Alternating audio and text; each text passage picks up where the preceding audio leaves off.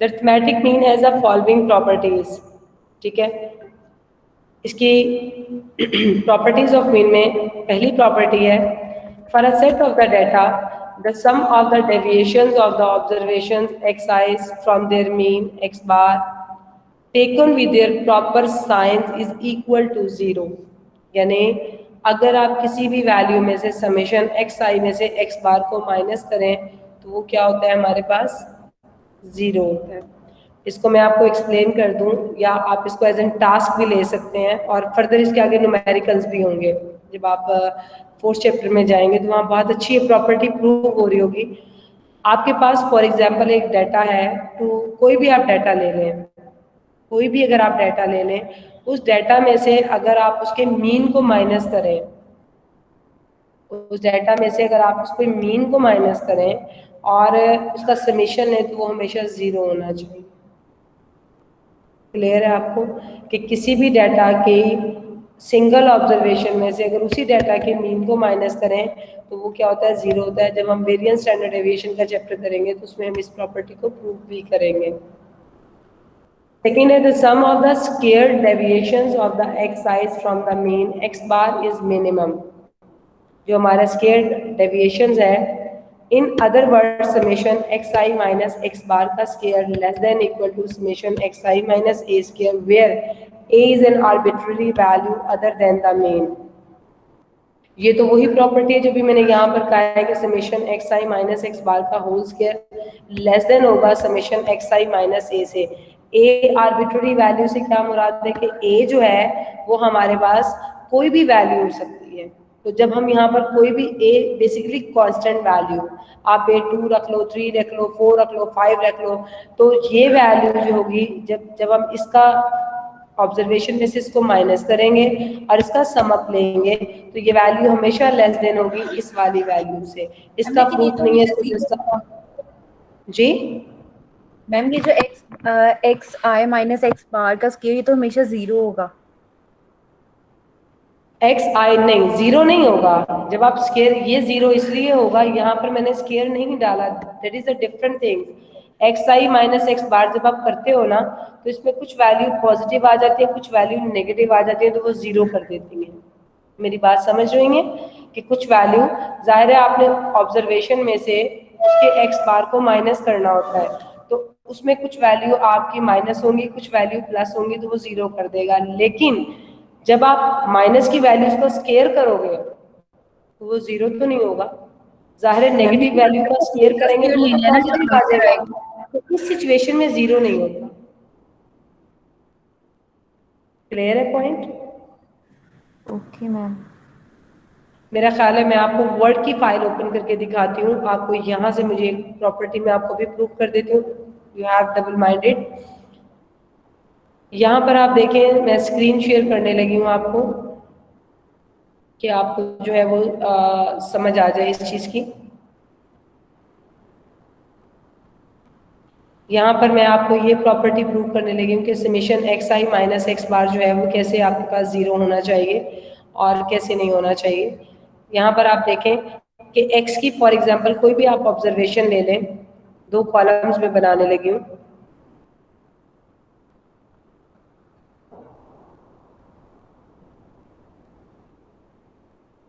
दो कॉलम्स 2, और यहाँ पर मैंने इसकी रेंज जो ले ली वो कितनी ले ली, 5 ले ली। Then it's okay. ये मेरे पास क्या हो जाएगा, x हो जाएगा। x फॉर एग्जाम्पल यहाँ पर मेरी वैल्यू 1 2 4 एंड 3, ठीक है। मेरे पास ये x की वैल्यू है। x बार इसका हमारे पास क्या होता है, x बार हम लोग किस तरह से लेते हैं x बार को,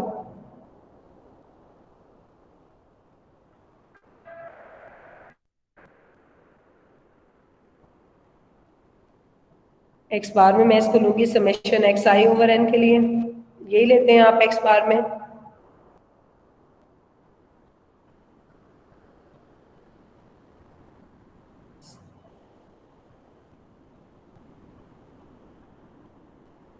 यहाँ पर आपका एक्स बार का फार्मूला लिखने लगी हूँ, क्योंकि समेशन एक्स डिवाइडेड बाय कितना हो जाएगा n। ठीक है, अब यहाँ पर आप इन वैल्यूज को टोटल करें तो कितना आता है 1 + 2 + 4 + 3 मैम 10 हो जाएगा। 10 डिवाइडेड बाय 4। 10 डिवाइडेड बाय 4 कितना आता है?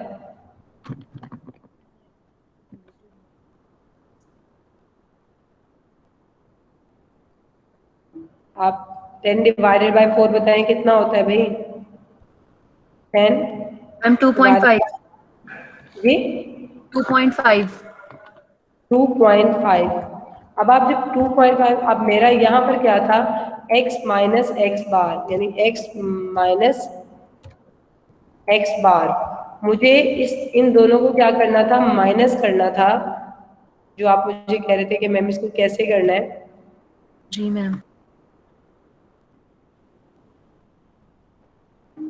एक्स बार की नोटेशन मुझे मिल जाए। एक्स बार, ठीक है। अब मुझे क्या चाहिए, x माइनस एक्स बार के लिए चाहिए। अब x मेरे पास कितना था 1 माइनस 2.5, ठीक है। सेम एज इट इज यहाँ पर आ जाए 2 2 minus 2। Minus 2.5, same as it is. जब इसको करोगे 4 माइनस 2.5, आगे कितना आ जाएगा 3 3 माइनस 2.5। 2.5। अब इनके जो आंसर्स आएंगे, जो भी आपके आंसर्स आएंगे वो देख लीजिएगा। इनके जो आंसर्स आते हैं इसमें आप गौर करें, आपकी कुछ वैल्यू पॉजिटिव आएंगी। 1 माइनस 2.5 आंसर आपका कितना आएगा, माइनस माइनस में 1.5। आएगा। 2 माइनस 2.5 में करेंगे तो आंसर आपका 2 किसमें आएगा, माइनस माइनस में आएगा। 2.5। 4 माइनस 2.5 क्या आंसर आता है 1 माइनस के लिए? पॉजिटिव 1.5। नहीं, ऊपर वाले क्या आ रहा है, मैम ये 1 माइनस माइनस 1.5। 2.5 जी, minus 1.5। Minus 1.5। 1.5 second, ma'am minus 0.5। Minus 0.5। 0.5, now third ma'am 1.5। 1.5, yes ma'am, और लास्ट 0.5। 0.5। अब आप देखें जब मैं इसका सम करती हूँ 1.5 प्लस 0.5 प्लस 1.5 दैट इज 0। ये थी मेरी प्रॉपर्टी कि समेशन x माइनस एक्स बार ये हमेशा 0 होता है। आपको समझ आ गई है? मैम मतलब 1.5 प्लस 1.5 प्लस माइनस 0.5। 1.5 है, देखें दो नेगेटिव है। अगर आप इनको ऐसे वही करते समझ। हैं मेरी जी। इसका समेशन लेना है, मतलब x माइनस एक्स बार मैंने निकाल दिया। जब मुझे इसका समेशन लेना होगा तो मैं क्या करूंगी, प्लस करेंगे सारी वैल्यूज के, माइनस 1.5 सारी वैल्यूज माइनस। को, मतलब अब देखें ये दो तो नेगेटिव है, वैसे भी माइनस 1.5 से 1.5 कट हो गया, 0 माइनस 0.5 हाँ से जी। 2.5 कट हो गया। जी समीशन मैम। का मतलब क्या है, पहले x माइनस एक्स बाहर निकालना है, फिर आपने उसको सम अप करना है, तो ये वैल्यूज क्या हो जाएंगी, 0 हो 0। जाएंगी। क्लियर है बच्चों पॉइंट? यस। यस तो मैम। कोई अब ऐसा जब बच्चा हमारा जिसको क्लियर आंसर ना 0 हो? आ जाएगा, मैम एक बात पूछनी है, जो नेक्स्ट वाला आप करा रही हैं उसमें है कि x माइनस एक्स बार पूरे का स्क्वायर लेना है जो आंसर आएगा। ठीक है, अभी आप उसको छोड़ के ये पॉइंट बताएं, ये प्रॉपर्टी क्लियर है? Yes ma'am. यस मैंने मैम। अब सेकंड प्रॉपर्टी ये थी कि x माइनस एक्स बार का स्केयर, ठीक है। मतलब क्या है, यहाँ पर अगर मैं एक और कॉलम जो है वो एडजस्ट कर लेती हूँ, तो मैंने आपसे कहा था कि that is a different things, यही बात मेरी हुई थी। मैं यहाँ पर कहती हूँ आपसे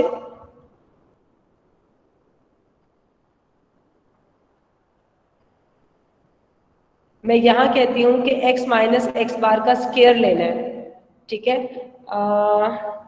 इसको स्केयर 1.5 का स्केयर लें, जरा डायरेक्ट लें इधर से, सॉरी, माइनस 1.5 का जब आप स्केयर लेंगे तो क्या होगा, स्केयर लें बेटा, क्या आता है? मैम ये आता है 2.25। 2.25। जब भी आप स्केयर लेंगी याद रखिएगा वो हमेशा क्या होता है, पॉजिटिव में पॉजिटिव में होता आता है, है। ठीक है। तो फिर इसकी प्रॉपर्टी ये खत्म हो जाएगी, फिर ये 0 नहीं रहेगा।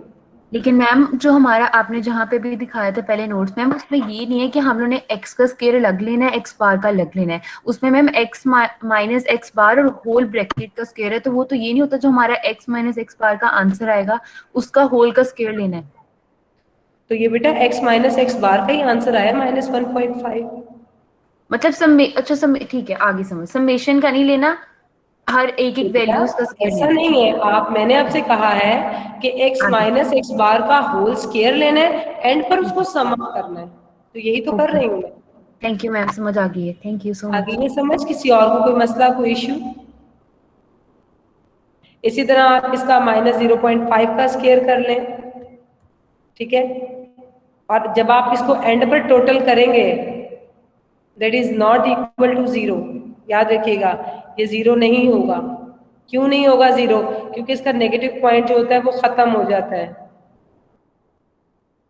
यस मैम, आ भी गई अब सब। आपको क्लियर हो गया ये पॉइंट कि नहीं हुआ? हो गया, थैंक यू सो मच। ठीक है। अब मैं दोबारा अगेन आपकी प्रॉपर्टीज की तरफ आ रही हूँ कि प्रॉपर्टीज जो है जहाँ से हमने छोड़ी थी, क्योंकि आपको लोगों को कन्फ्यूजन थी, वो मैंने कन्फ्यूजन आपकी दूर की हैं कि ताकि आपको समझ आ सके। अगेन मैं आपको प्रॉपर्टीज की तरफ मूव ऑन कर रही हूँ कि प्रॉपर्टीज जो है वो आपने दोबारा से जो है वो देखनी है। ये पॉइंट जो था कि पहले मैंने आपसे कहा था कि ये प्रॉपर्टी जो है वो किसी भी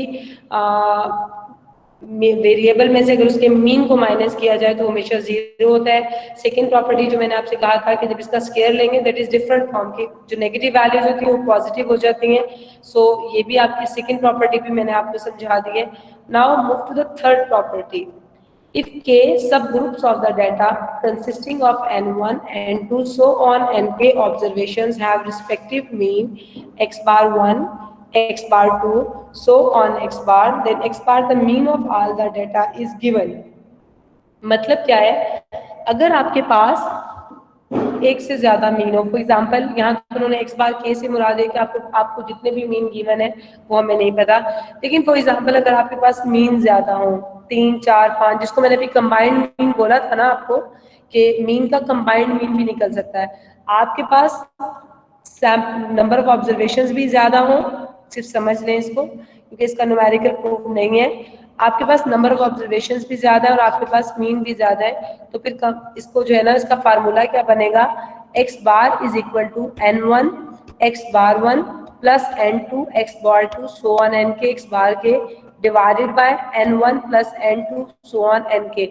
मतलब क्या है कि आपने नंबर ऑफ ऑब्जर्वेशन से और उसके मीन से मल्टीप्लाई करना है सबको, और आखिर में उनको ऐड करके आपने X bar is equal to summation N I X bar I, इन सबको जब मैंने ऐड किया तो वो आ गया समेशन, ये थ्योरेटिकल प्रूफ है, summation N I X bar I divided by N, this is the weighted mean.